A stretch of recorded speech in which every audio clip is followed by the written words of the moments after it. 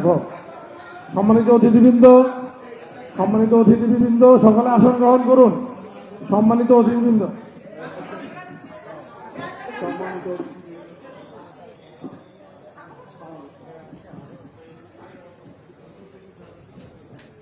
ইতিমধ্যেই আমাদের মাঝে উপস্থিত হয়েছেন আজকের অনুষ্ঠানের মধ্যমণি, আমাদের প্রিয় নেতা জনাব তারেক রহমান এবং আমাদের প্রিয় ভাবি বিশিষ্ট চিকিৎসক, হৃদরোগ বিশেষজ্ঞ ডাক্তার জোবায়দা রহমান।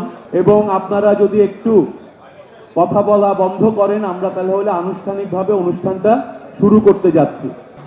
এই মুহূর্তে বিগত 17 বছর আন্দোলনে যারা সংগ্রাম করতে গিয়ে পঙ্গুত্বকে বরণ করে নিয়েছেন, প্রতিবন্ধী হয়ে গেছেন, জুলাইয়ের গণ অভ্যুত্থানের সময় যে তরুণ, যে শিশু, যে ছাত্ররা রাজনৈতিক নিপীড়নে পঙ্গুত্ব বরণ করেছেন, প্রতিবন্ধী হয়েছেন এবং বাংলাদেশের গণতান্ত্রিক সংগ্রামে যারা শহীদ হয়েছেন, তাদের সকলের জন্য আমরা 1 মিনিট নীরবতা পালন করছি এই মুহূর্তে।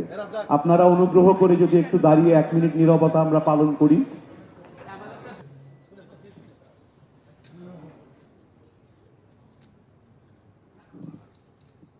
ধন্যবাদ সবাইকে। প্রধানমন্ত্রী জনাব তারেক রহমানের কাছে আমরা আশা করব প্রতিটা উপজেলায় প্রতিবন্ধী শিশুদের, তাদের মায়েদের জন্য এরকম একটি সেন্টার যদি তৈরি করা যায়, তাহলে তাদের জীবনের মানের ব্যাপক উন্নতি হবে বলে আমরা বিশ্বাস করি। এ পর্যায়ে আজকে যেহেতু মত বিনিময়ই প্রধান উদ্দেশ্য, আমাদের এখানে সম্মানিত বগুড়া জেলা বিএনপির নেতৃবৃন্দ উপস্থিত আছেন আমার মেডিকেল কলেজের সময়ের ছোট ভাই ডাক্তার রফিক, বিএনপির স্বাস্থ্য বিষয়ক সম্পাদক, আরো অন্যান্য নেতৃবৃন্দ যারা উপস্থিত আছেন, আপনাদের সবাইকে শুভেচ্ছা জানাচ্ছি। And I feel really proud and blessed to be a part of this ability club. সবার প্রতি সম্মান জানিয়ে আমি আমার বক্তব্যটি শেষ করছি। ধন্যবাদ। আপনাকে দেখতে পেয়ে আমি খুব খুশি হয়েছি। আমি কিছুদিন আগে আপনার আম্মার ওইখানে গেছিলাম, আপনার আম্মা এবং বাবাকে দুজনকে দেখে আসছি। উনি চলে আসছেন তোমাদের কাছে।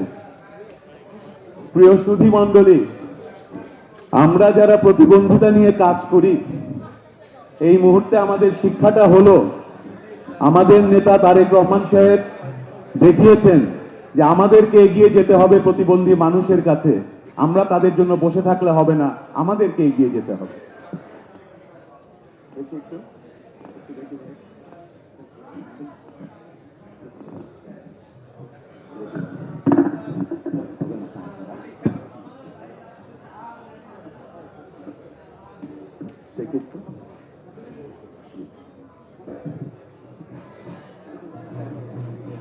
জাইমার জন্য করেছে ওরা।